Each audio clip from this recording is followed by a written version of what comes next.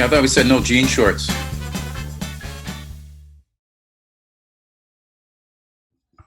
Should I hold this the whole time? That's for now. We hear you loud and clear. That sounds a bit intimate. I can hear you breathing now. Just tuck it in my shirt.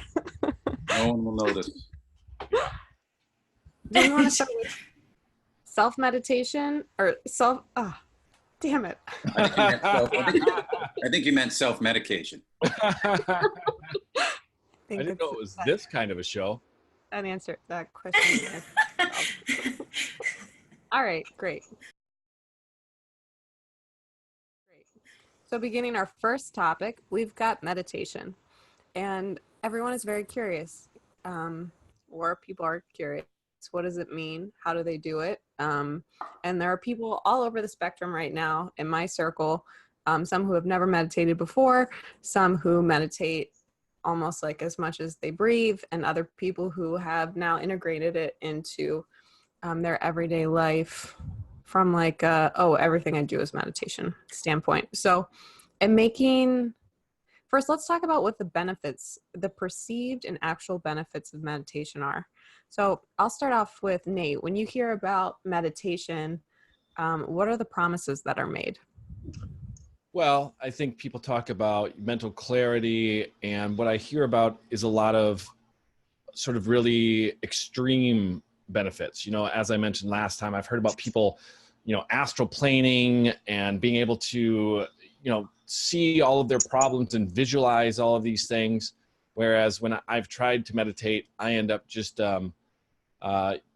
thinking about little day-to-day tasks, and I feel like I've just wasted a half hour. But I'm definitely a novice in the sphere. But it seems like people who nail it really do get some major benefit from it.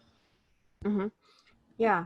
And when the people who say that they nail it, what is their practice? What do they do?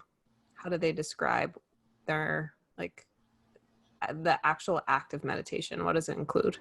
Well, I think that, for me, it's very cliche what I envision. I picture someone sitting in that cross-legged position, taking a deep breath, and just suddenly, blasting off into the stratosphere and getting messages from their ancestors. It's very different from when I do it, because if I try that, my leg cramps immediately. I'm in agony, and I'm hearing, noises from outside the house, and I'm getting frustrated with that. So yeah, it's very different for me from what I envision. Okay.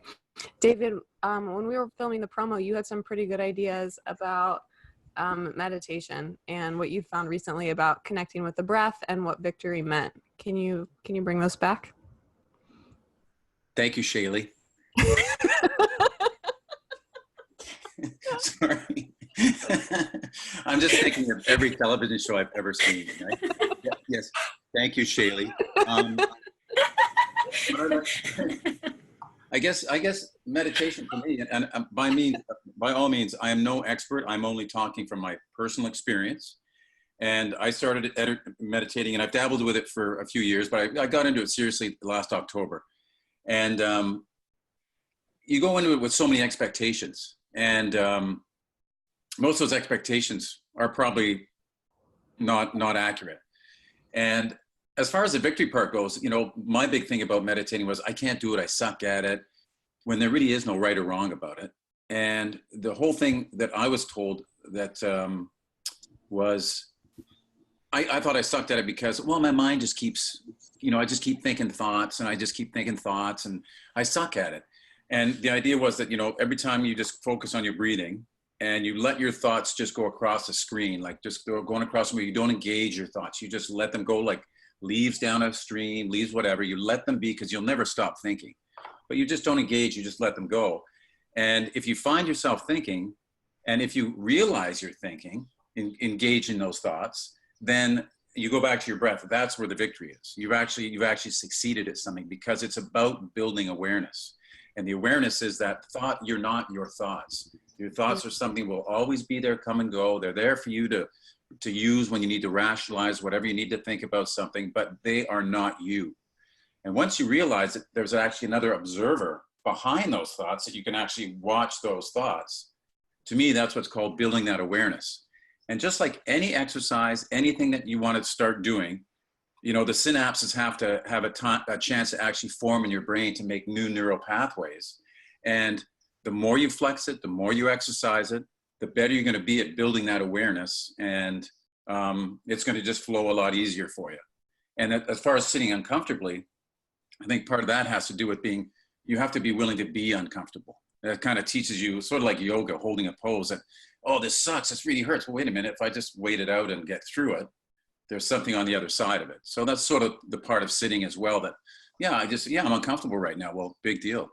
Let that go too.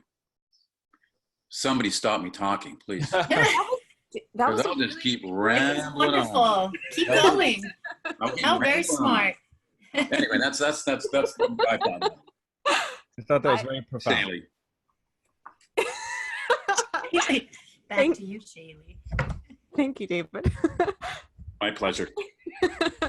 I thought the distinction of like thought and thinker was really helpful. I thought that was really well articulated and pretty useful. Before we drop back to Nate, Margot, you have a really beautiful meditation practice that's like expansive. Would you like to share something about that, or what it was like developing that? Sure. Well, meditation is a huge part of my everyday being. It's how I keep myself from not wanting to shoot everybody or run down the street screaming, ah, like a crazy person. Thank you for that. Right? But it was definitely a practice that developed over time, and it was really the practice of being still, because the mind is so chaotic and is moving all the time. And so just developing that internal awareness, it's first started with trying to develop that internal awareness by using external things like guided meditations or music or something like that.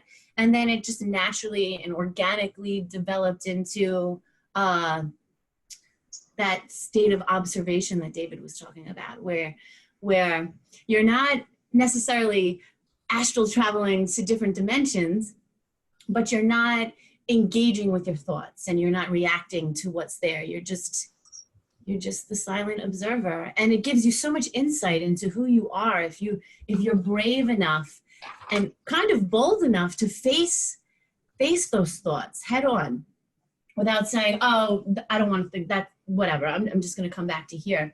Those thoughts that are coming through your brain are so valuable. It's like gold. Even though your brain is going to be moving anyway, it's really giving you insight into where you're at right that moment. And from there, it's very healing. So my meditation has developed over the course of 3 years, from not being able to do it to having it be everything I do, to having it now as a tool to just remain centered and focused and just be. That's it, just be. And that's all I had to say. Back to you, Shay. Okay, so what I'm kind of hearing you guys say, time for a graphic, is if this is a river, meditation isn't stopping the river, it's standing beside it and watching it, like, without thinking, like, oh my God, like, ah! You're just like, okay, look, it's going faster. Oh no, now it's going slower. And I think that's really sort of the gift of meditation. And then you have the opportunity that both David and Margot spoke to starts to exist, where you can examine your thoughts in a new way. Where did this come from? What does this mean? What kind of feedback is that? And then, I mean, for me, like Margot's saying, it's really good feedback about what I'm pointed towards or at, or what frames I have existing inside that are shaping the way that I see things, perhaps in an incomplete way. And as far as, go ahead. No, go ahead, finish off. As far as the uncomfortable part, again, I come from like the lowest barrier to entry ever standpoint. And so I actually just lay down. Like I'm like all out, whatever's comfortable. Even now, like my whole practice is laying. And for me, that gave me one less thing to like fight or fix. Yeah, I agree with you too. I don't think position's relevant at all. You know, it's like, what if the comfort is going to mean that you're going to be able to do it, then I'm all behind that, because I think that's where the value is. Just to add one more thing about meditation practice too, I think the big epiphany for me in meditation was I live so much in my thoughts, and I believe that, you know, emotions follow thoughts. So if you have thoughts, then all of a sudden you're emotionally going to respond to those thoughts. And if you, and that can be quite a roller coaster depending on what kind of thoughts a person's getting. And the biggest epiphany for me was realizing that I am not my thoughts. And in meditation, if you can get that awareness where you can watch your thoughts go by and realize, hey, wait, I don't have to engage in that thought. I don't have to emotionally respond to the thought. That was a big epiphany for me. And that allows you to really step back and then start really observing everything from a centered place, as opposed to being in that immediate energy of, you know, responding with whatever's coming at you. It's sort of like being in a crowded bazaar where everybody's trying to sell you something, and like those are the thoughts, and they're like clambering at you and like pulling at you. But if you become like, if you can start to like silence that and walk towards the thing you went there for, that's where I think you get to have the experiences that you were describing that are like, oh, profound clarity. I move faster through things. Like, there's stuff here for me. And you're going to buy a lot less. Yeah, well, maybe, maybe, but also that meditation and the benefits of it, that you see the people who are heavily meditated and namaste in this position all day long, they got that. It's meditation and the discipline of just trying it, whether or not you think it's right, or dropping that right and wrong. It taps into your subtle senses, and that's what you're seeing from those people who have, you know, astral projected and are talking to, you know, the fairies next to them, and, you know, all that stuff. Is that they've tapped into those subtle senses that are drowned out on an everyday basis, just from all the stimulation in this world. And we're so used to that external stimulation, we need it almost, you know, we're looking for it. And meditation is about that internal stimulation, and it's relearning those senses, those, you know, that are the, you know, product of being heavily meditated. I like that also too. It's also learning to listen from a different point, from a different place. Like, instead of just being in your brain with the thoughts, you get in touch with a quieter, more profound center of yourself, and you hear a whole different dialogue there. It's a whole different reference point that comes in, and I can't recommend it enough. I have, and you can't fail at it, Nate. Like, you can't fail at it, and I would argue it's not time wasted. well, and I have some thoughts now about this. 3 thoughts. The first one is, I really like what you said about these small victories, like how just realizing you're thinking and returning to the focus is a victory. That's the magic. Because I've been sitting there expecting something amazing to happen, and I feel like I'm failing. If I can get these small victories, I'm doing good, I'm doing good, I'm doing good, that'll make me a lot more likely to stay with it. The second thing is that Heavily Meditated is a great band name. So thank you for that. Yeah, that is very good. Heavily Meditated. And the last thing that I wanted to make clear is, when I talk about being uncomfortable, I feel like now it sounds like I'm sitting there in a normal position, getting uncomfortable and just being like, I give up. You know? No, Like everyone else. Bit of that. It's like, this is too hard. Calf cramp. Very serious things here. Not just I'm sitting there and going, I can't do this. This is slightly uncomfortable. That's just me defending myself, though. I think I like the idea of me starting laying down, no stimulus, no excuses, no toe cramps, and focusing on the small victories and sort of watching the river. The only thing I'll say about the laying down is that sometimes a lot of people fall asleep. And that's probably one of the reasons that laying down might be a little bit, but if it works for you, it works for you. Yeah, that could be a problem in my world too. Yeah. I will say, for me, it's not a problem. being comfortable is key, because you'll think about how uncomfortable you are the entire time if you're physically not comfortable, because energy does want to move through you as you're meditating. So you want to be in a state of flow and let it flow. And I was going to say something, but it flew out of my brain. So it's over here. It's over there. You got it? Okay. Just toss it back at me. I'm forgetting what it was. All right. I'll remember, or not. I think that was all really helpful. Great job. Yeah, for sure. So now let's talk about a practice of self-love. So what does it mean to have self-love, and why is it uncomfortable at first, and just thoughts, feelings, angles. So Nate, if you want to start this one too, it's up to you. I think I'm the worst person to start this one because I think I really struggle with this, and I'm barely, you know, like on Maslow's hierarchy of needs or whatever, the pyramid, I'm at the base level of self-love because I get very uncomfortable heaping praise upon myself. Even just like writing, you know, funny titles for myself, I'm like, ooh, that's not 100% accurate. So I think someone who has more experience should jump in, and I'll just absorb the love. Absorb the love. That's another good I'll- band name. I knew Everyone something would come meditated. of this group. Lots of band names. I'll start. Self-love is a major theme in my life. So I have worked on it for a long time, unknowingly and knowingly.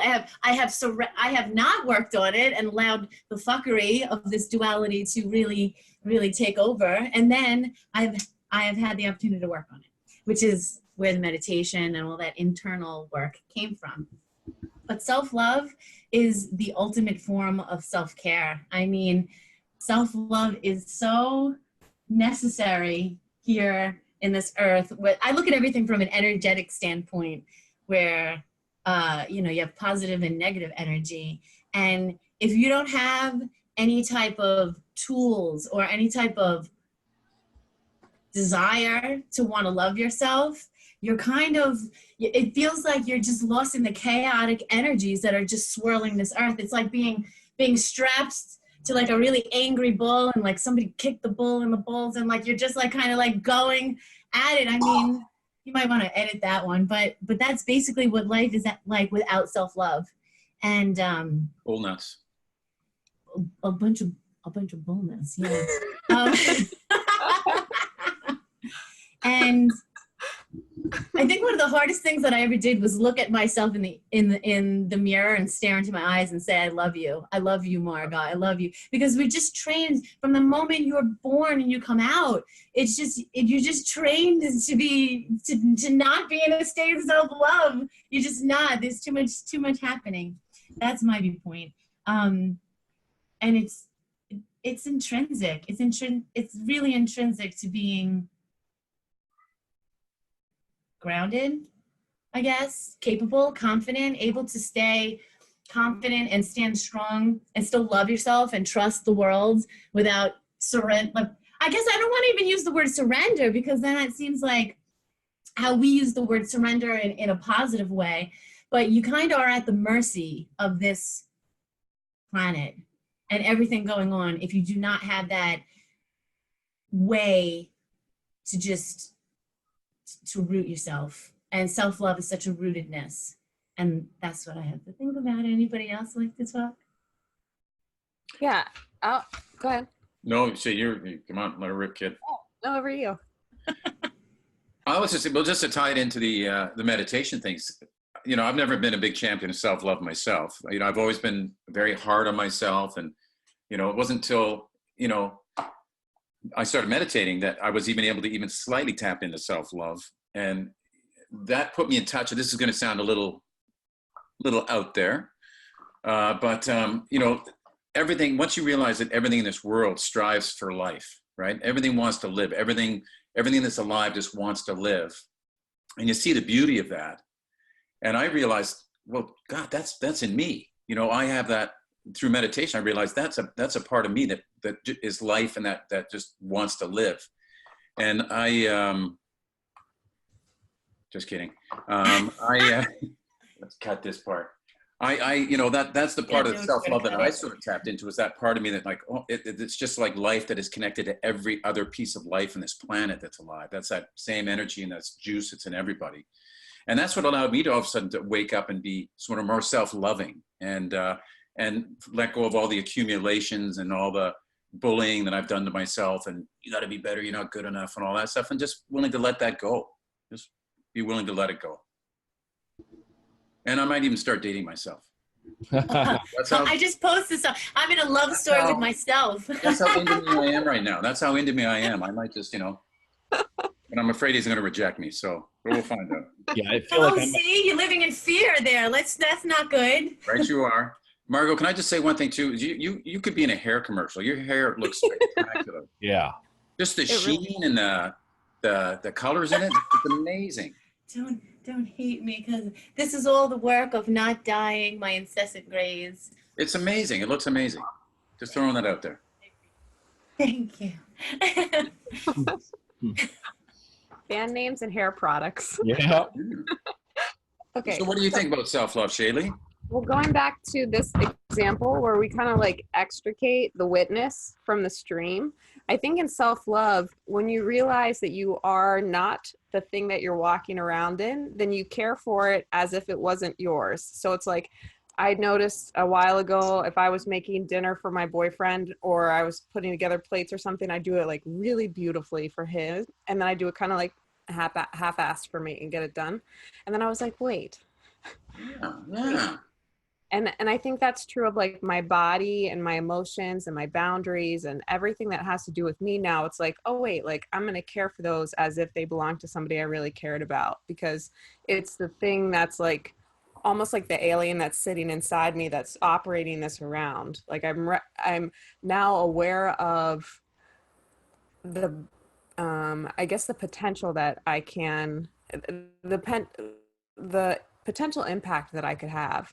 And it's not because of anything that I'm so great. It's just I happen to wake up in this vehicle with a bunch of cool buttons to press. And I feel like now it's almost my duty to care for the vehicle on behalf of everybody else whose vehicle isn't maybe as well equipped.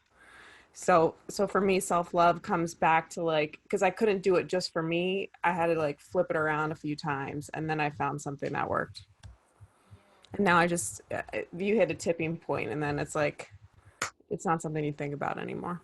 I think that's a really helpful example, because when I think about people out in the world or friends of mine that I meet, and even if they do something really stupid or really objectively bad, I always tell them, keep your head up. It's not a big deal. But then when I do something completely minor, I'm all over myself. So I think if I could treat myself like I treat everybody else, then, the self-love would just come naturally.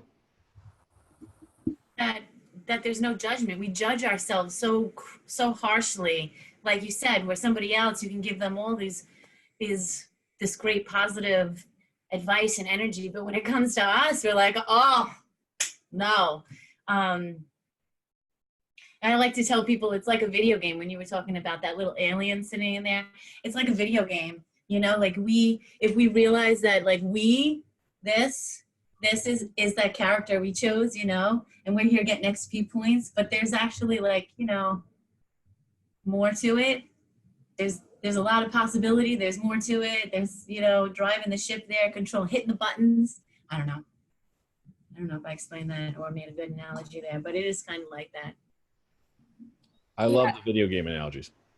Yeah. You're in a video game. You created your character. Now you got to drive it with love and all the possibilities. I dumped way too many skill points into calf muscles. Well, that could come in handy. Think about Fortnite. Think about those. Run up those hills, right. Those buildings. I also think I work with a lot of professionals, and if you think of the pieces of you that don't agree as employees, it's almost like, but they're there, and it's helpful if you can get everybody at least looking at the same thing and pointed at the same direction. So it's like, great, you think that I'm doing this wrong, and you think that this is possible, and blah blah blah blah blah blah. But it's like, rather than all of us just like fight at each other, it's like, okay, great, you take your perspective, and we'll all look forward, and it creates a greater picture.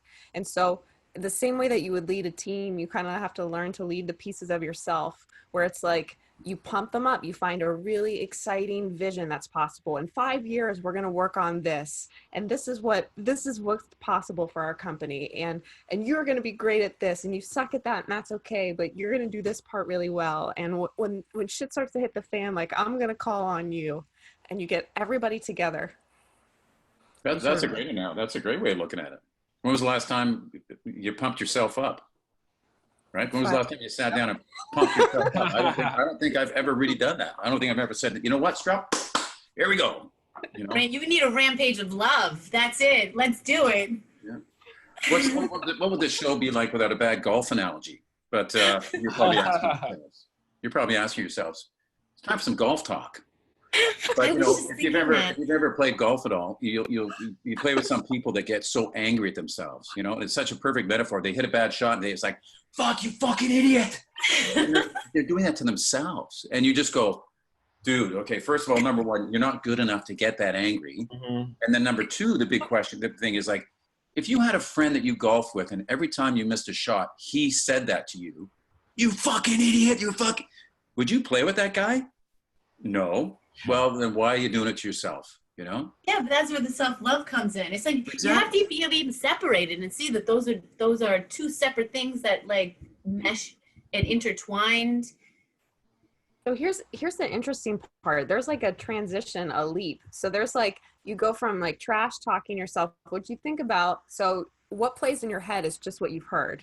Everything in your mind is historic. So generally those are voices of your parents that are correcting you. So depending on how fear-based your parents were, it basically determines how harsh your inner voice is.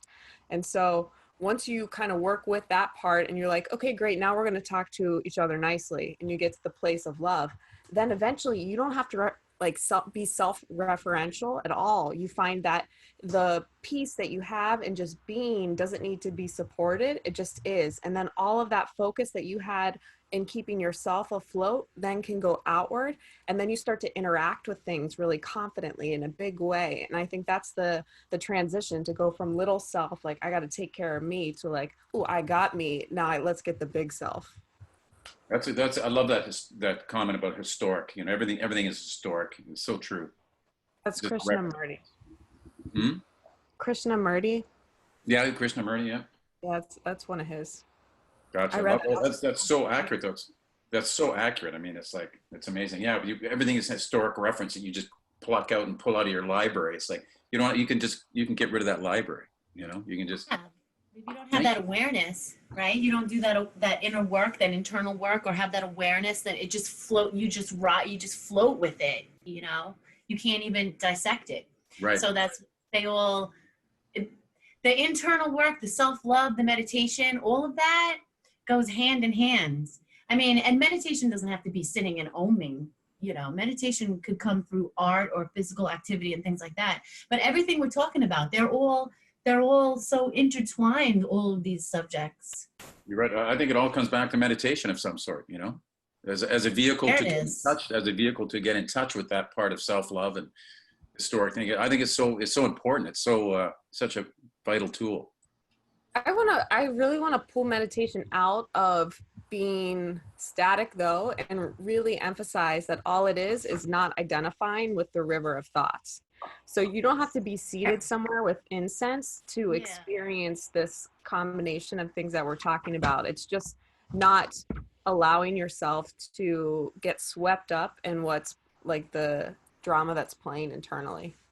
And again, like, so I come from like I'm not good enough background. And so everything I've ever done had always been like, okay, great, how can I be better? And build into that model is a lot of seeking for efficiency. So it's like, okay, what's the most efficient thing I can do so I can do even more? And with that, I forgot where I was going. Damn it. You were going, though. I'm telling you. I know. I was like trucking. You were going. It's like when they're running off a cliff and they look down and the ground's gone. Back it up a little bit. Back it up a little bit. Think of the word efficiency. See if you can get that thread. Can I do Started not good enough, pushing yourself? It'll come to me. It'll come back. Okay. Like this. So can I do kind of like an idiot's summary of this just for myself? Oh, please. Because we're talking about how like meditation is really helpful and it ties into self-love, and I like that, and I think it's a great place to start, but I'm still not confident that I would do it right just from hearing this. So from what I'm gathering, the core of meditation is sitting somewhere comfortable, just stopping, thinking, focusing on breathing if you really want to do that, letting the thoughts come by, not engaging with them, kind of like watching the river go past. And just by doing that, you will start to see sort of positive results. You'll start to make progress, or am I missing anything? I think if, it's like anything, if you're just starting out, you only need to focus on some simple things, and meditation is simple. But I think if you just focus on that, because that's how I learned, was just try to focus on your breathing, because that gives you something other than your thoughts to focus on. So that's kind of the reason for that, is my understanding. It gives your mind something to focus on, your breathing, and it puts you in the here and now. You find yourself thinking, oh, I'm thinking again. I'm not even going to judge those thoughts. I'm going to have no thoughts about those thoughts. I'm not going to judge myself about it. Let them go, get back to your breathing, and realize, all right, I was aware that I was thinking. And then that's all you have to do for the first little bit. And then you start to get more awareness. And then things just start to unfold that I won't even, does not even need to mention right now. But if you just focus on my breathing, let the thoughts go, be aware when I get back to my thoughts, because you'll always think. It's not like you're not supposed to think. You're a thinking machine. And then just get back to the thoughts, and then just get back to the breathing. Okay, so I'm going to make that, I love that. I'm going to make it even simpler, because again, like if we come back to what is meditation? Meditation is realizing basically like you're not your thoughts. So it's like peace. And so I would change progress to enjoyment of process. And what's really interesting about taking on a new skill is that your expectancy of proficiency, like how good you expect to be, determines how good you are at it or how hard you are at it. If you've played sports before and somebody's like, hey Nate, here's a new sport, you like step up and be pretty good at it pretty quickly. It's just our perception of how hard we think something is to be. So if you approach meditation, you're like, this is going to take me forever. It might. But if you allow for it to be easy and simple, it can be. And I think as part of us, like the spiritual path, a lot of the people that find themselves on it are there because like they try really hard. And so the idea that things don't have to be hard is still sort of like, it's still sort of taboo. But I would say like, okay, maybe start by just considering when you're already doing it. So when you notice that you're present to what's around you, when you notice that you're not swept up in here, but you're like pressed up against like the glass of life, I would start there and be like, oh wow, look, I'm meditating. And then from there kind of find what resonates or what feels good as the next step. Great.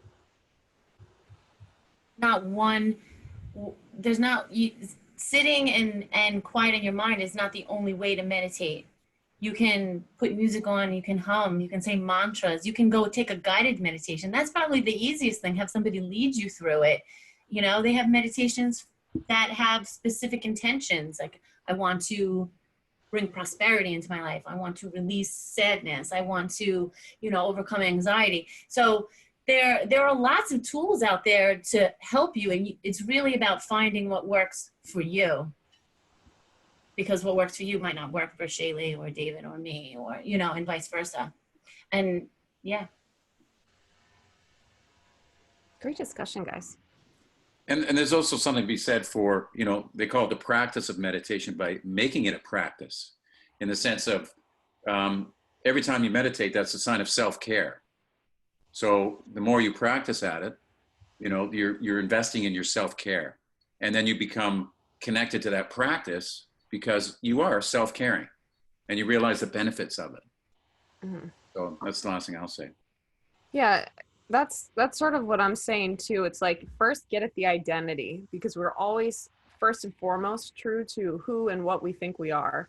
And so by just starting by looking for things that are already like kind of meditative that you're doing, then like David's saying, then you start to identify as somebody who does that. And then once you identify as somebody who does that, then you do more of it.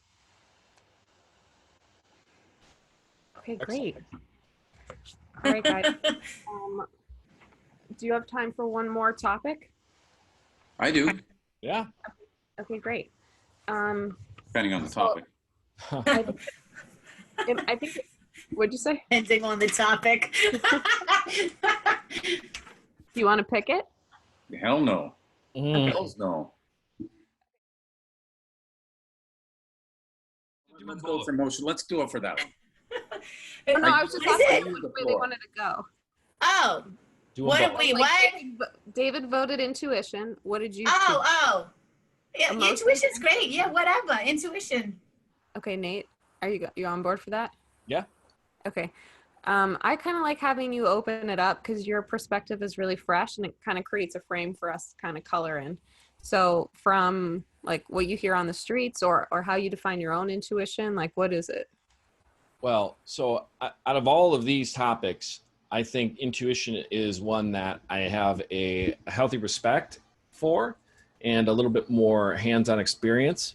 I'm routinely pretty amazed by how spot on people's intuition are, even in certain events that are like just really weird but amazing, you know. I'm trying to give an example without making myself sound terrible, but it's like even there have been situations where like I'll be dating someone and I'll do something I know they wouldn't like, and the phone will start ringing, and I'll be like, how do they know this through the ether, you know? And they're always right. It's just amazing. So I think, you know, intuition, while I'm not entirely certain like what it is or whatever, I think it's a very powerful force, and I think it's something that most people should listen to and should you know, believe in or whatever. Okay, great. I love that. Thanks. David, Margot, one of you want to jump in next? Over to you, Mark. That's super. What? It's yeah.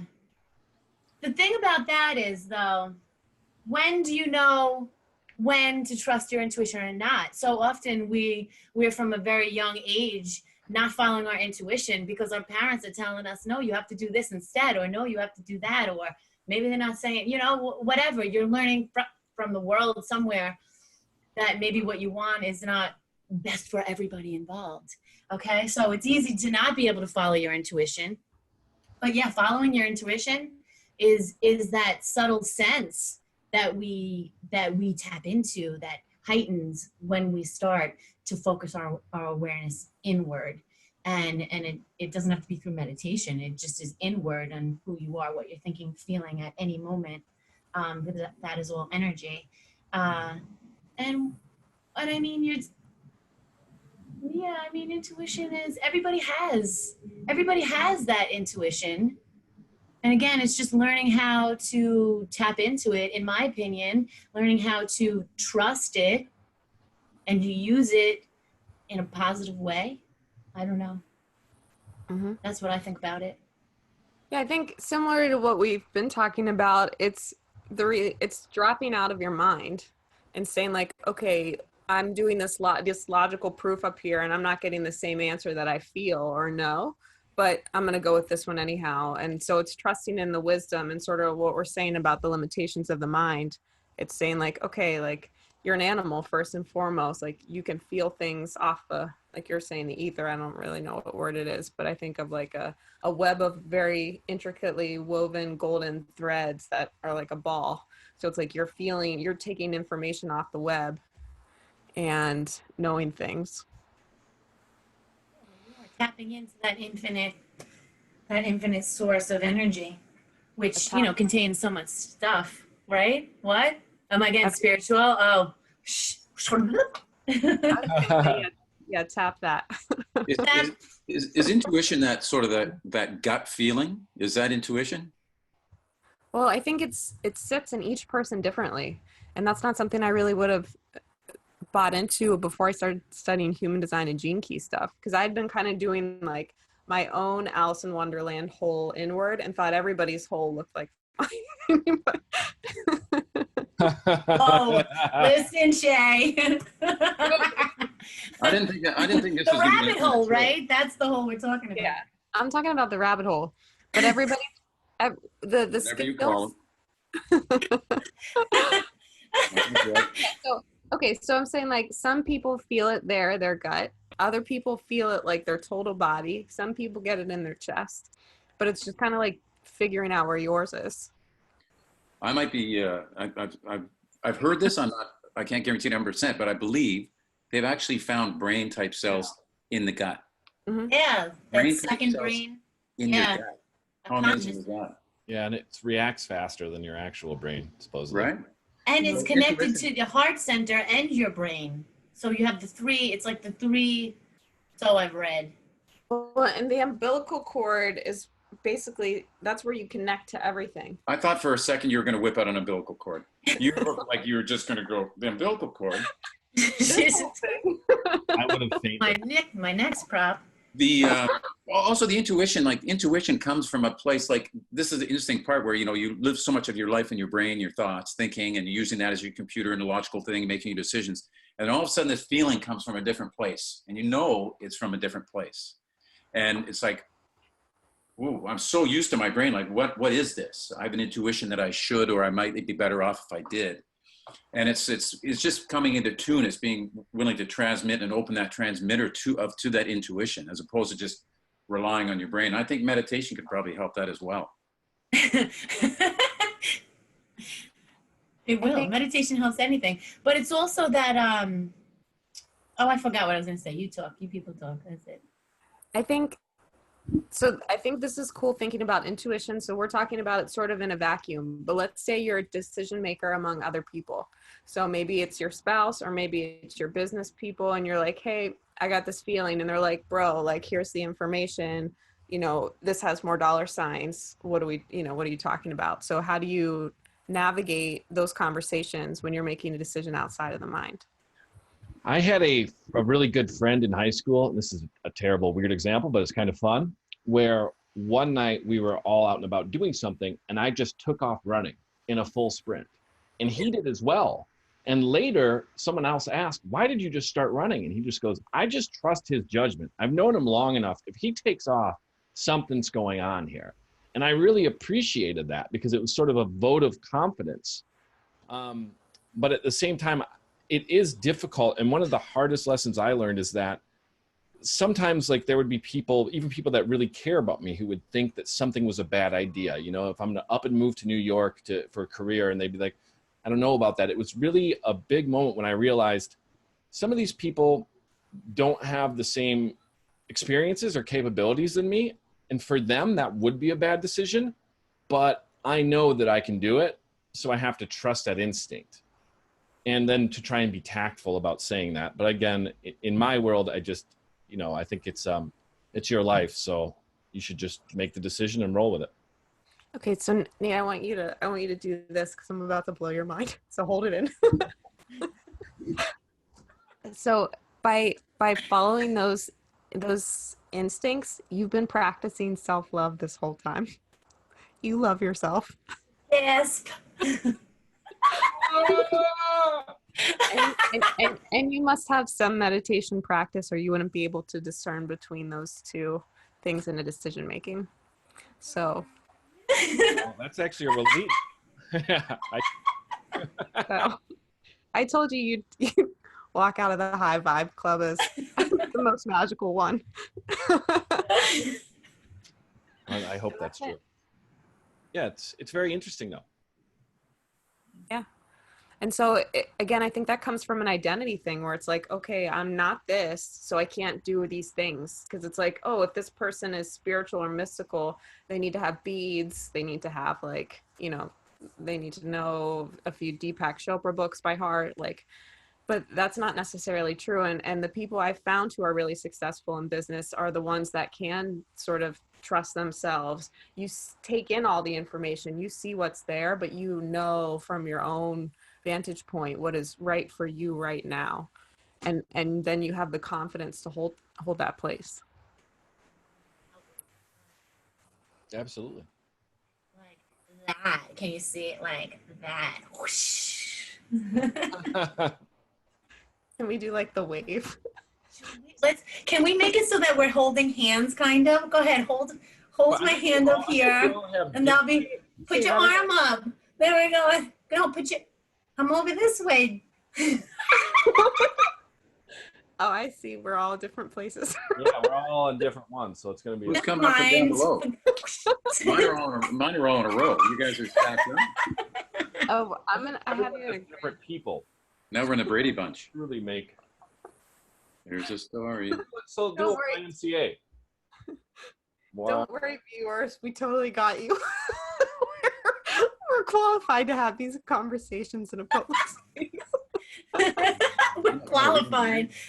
Yeah, anyone who was listening to us just bailed. They're like, we can't listen Shh. Not positive.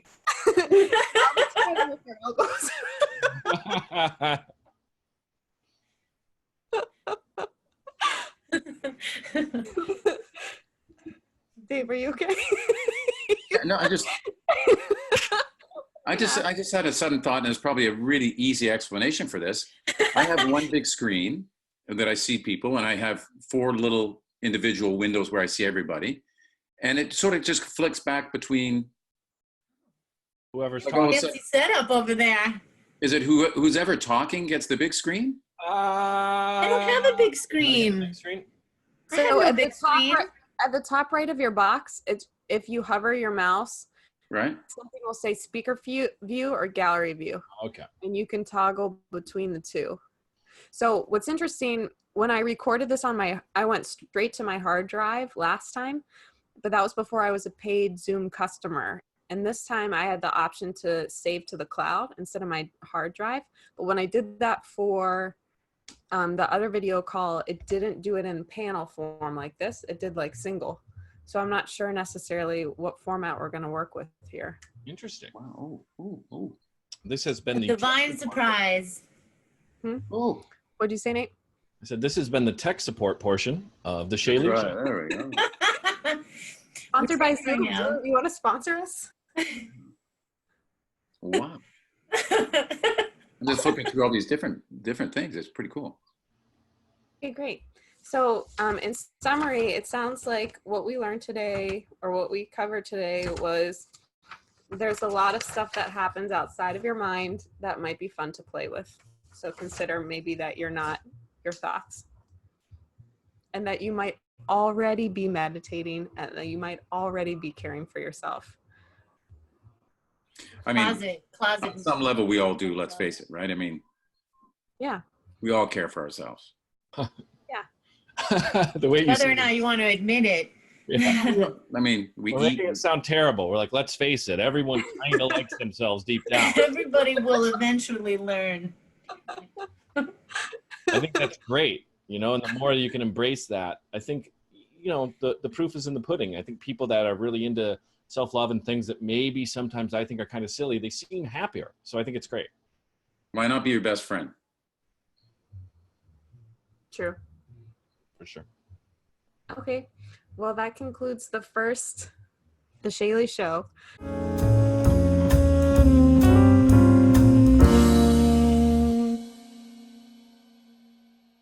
And I think I'll probably edit it into portions, like by topics. Oh, hey, My kitty. cat came to visit. Oh, Hey, Hey, kitty, kitty, kitty. Dad, come say Aw. hi. This is Graydon. Hi, Graydon's Graydon. like, leave me alone. I love Size cats. of a small dog, medium dog, I should say. He's extra large aw. for a cat. Say hello. He's What a like, beauty! What a beauty! feed me something. Oh, I wish I had something cool to share. Your calves. What the? Come on. How many times do we have to I say have this? my own. I can show those now. You might as well. Let's get it over with. Let's see what's going on there. Let's see if I can lift these up high enough. Just so we know, we can see you in the whole I can mirror see you in the behind you. mirror. So, yeah. Ooh. Oh, Yeah. I also, the secret's out that I'm wearing khaki colored shorts. cat even watched that one. Just saying, you Look at can that. watch that back. The cat was like, let me check it. Graydon's interested in the calf talk. I also wanted to add one thing. Shaylee, Okay. I think your hair looks very nice too. Oh, thanks. Her hair always looks nice. That's not true. Oh, yes, it is. Thanks. I thought mine was looking pretty good. Yeah, David, yours is always very. Thank you. Thank Hot stuff over there. Fishing Everybody. there. If I had my glasses here, I'd do a quick David impression. Uh-oh. I got a real situation here, though. I got a situation because if I put them on, it's too close, it's blurry. If I take them off, then I got to come in close. This is what you got something to look forward to, guys. So this is what's waiting for you. I need some sort of new optics where I don't have to go, oh, I can see now. I kind of like it. There's this middle ground that's just like. You look like scholarly, and I think it's great. It's very good character. It's I've been like working on it for years, guys. I don't even wear glasses, so throwing it out there. Don't turn me in though. This is just for the show. I'm not recognized in the street. The entire thing, the calves out, everything's out. Get it all out, guys. I'm in a blind panic looking around my room. oh, but the cat was so cute. Yeah, that's a beautiful cat. Beautiful cat. Is it a boy? It's a boy, yeah, a boy. Beautiful. His name's Indoor, Graded outdoor? Michael. What? Indoor, outdoor? Yes, he's Both. a rescue. He came with his sister. Wow. Yeah, Aw. we love him. He eats me out of house at home. I lost my cat a couple of years ago. I don't want to bring the show down. I don't want to end on a downer note. So your cat's Yeah. beautiful. Thanks. Aw. Should I have him tap dance? Maybe little. Yeah, let her rip, man. I thought you, Whenever you're ready Oh, for me? that. No, I'm not. No, I'm not ready. but I hear you're a tap dancer. Is that true? I just am teaching myself. Oh no, Pressed. I couldn't hear any of that. I didn't hear it either. I don't hear you, Margot. The cat. The universe doesn't want me to talk about it. Cat's jealous. Look, he's leaving now. He's not talking about him.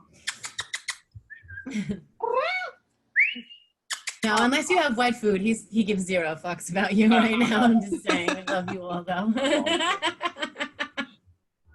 Activate tuna flavored incense.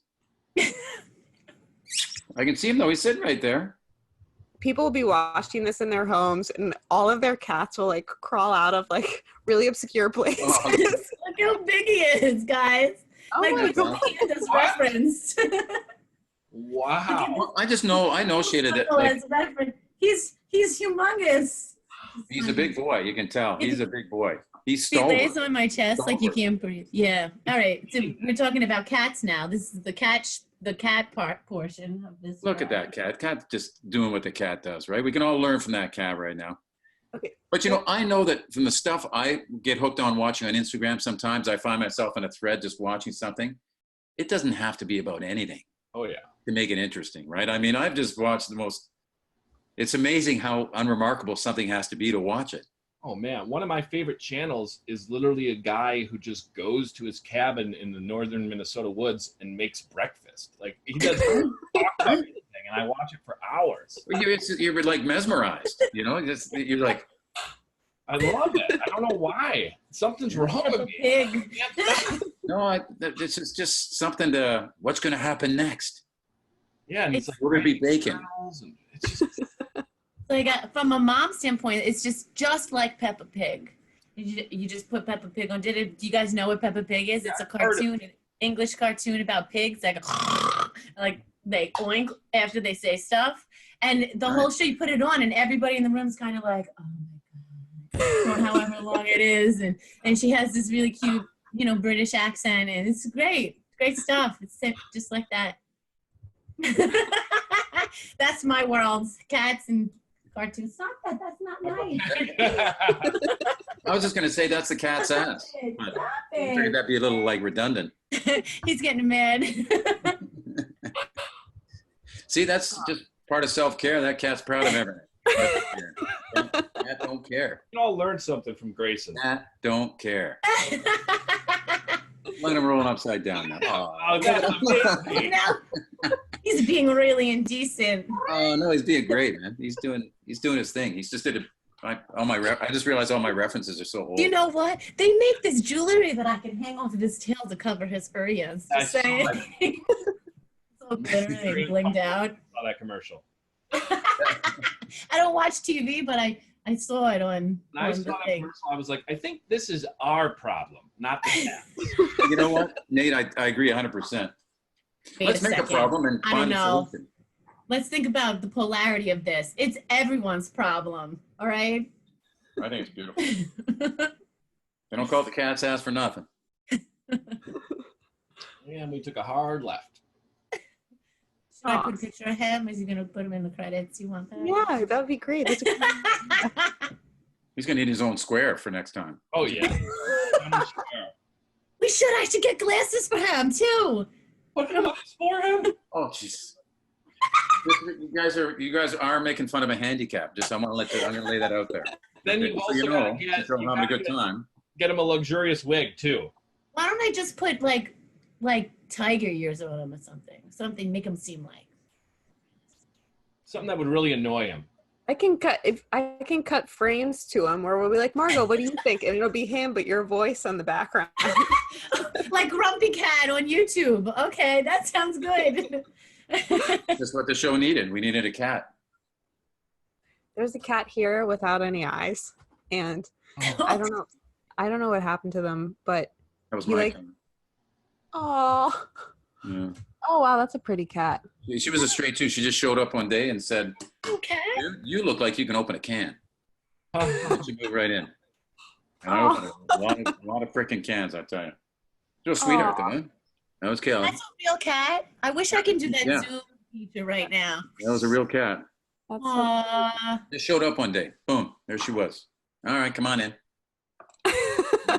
14 years. I had her for 14 years. wow.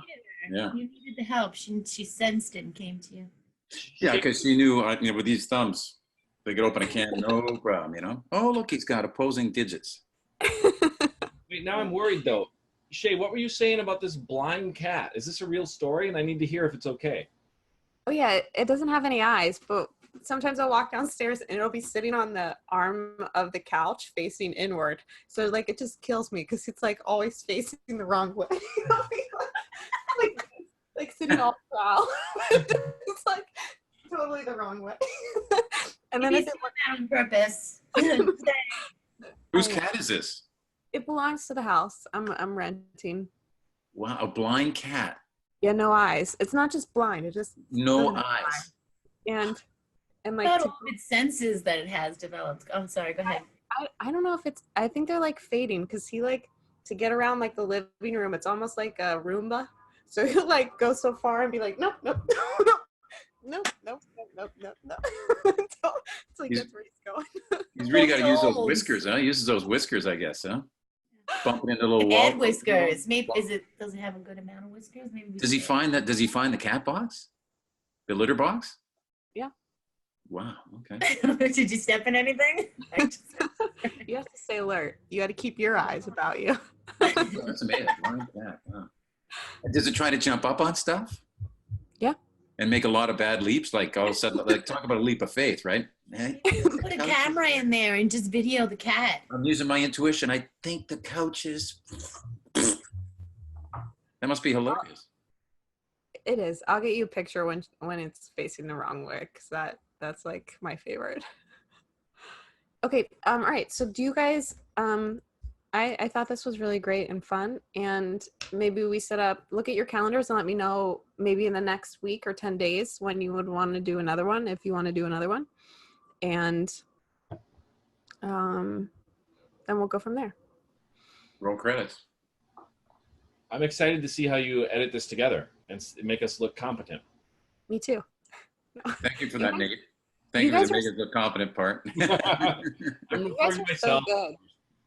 The stuff like your presentations and your angles were so good, and I think there's a lot here that's really helpful. And I love the play, the dynamic, the cat ass. Like it's all really good. The cat ass. You get a lot of mileage out of that cat ass. Trust me. Anytime somebody makes a statement that somebody thinks is not right, cat's ass.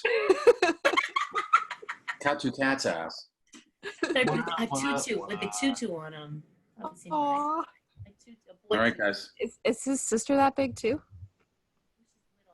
And then I have another cat I rescued that's a kitten still, white. I'll oil you with her next time. I have three cats and 2 chickens and several lizards outside. Just saying. What part of the- what I hang part- out with them on rocks in the sun. Margot, what part of the world are you in? Where are you? I'm in New York, but I'm on Long Island, so it's like 45 minutes outside of New York. City? I New York went. City? Yeah, I went to the Amityville house recently. Oh, did you? I I didn't didn't feel go about that there. one. You loved it? That's like the area I was in. I was in Long Island. Oh, yeah. Yeah, Amityville's not too far. I'm a little more east, like in the middle of the islands before you hit the Hamptons. I thought it was nice. You did? Yeah, I don't know. Good. I didn't live here too long, I guess. Yeah. Long Island. I'm a Long Island girl. Long Island. I remember the first time I left Long Island, I went to school in Syracuse. People would say, just come on, say fire or something. Just say something. And I go, why? They say you have such a terrible accent. And I go, oh my God, I didn't even realize I had an accent. So I was always walking around going, where's the fire, guys? And things like that. Yeah, I'd get drunk or whatever, and they'd have me saying all types of crazy things from Long Island. From Long Island. All right, guys. I'm gonna check out. Right. It was wonderful. Bye. Thank you. Always a Bye. pleasure. Thank you so much. Bye. Sending love to everyone. Bye.